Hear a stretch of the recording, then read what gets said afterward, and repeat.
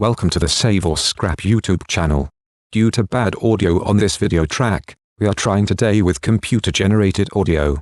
So this video represents when we found a barn find classic Mini.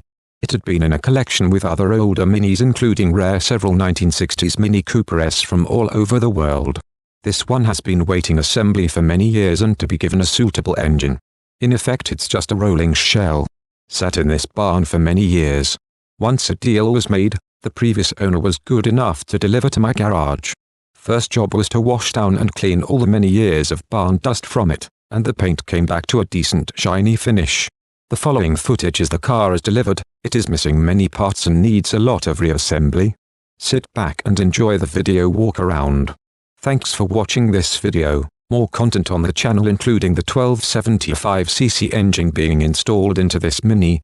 The build continues on Save or Scrap YouTube channel.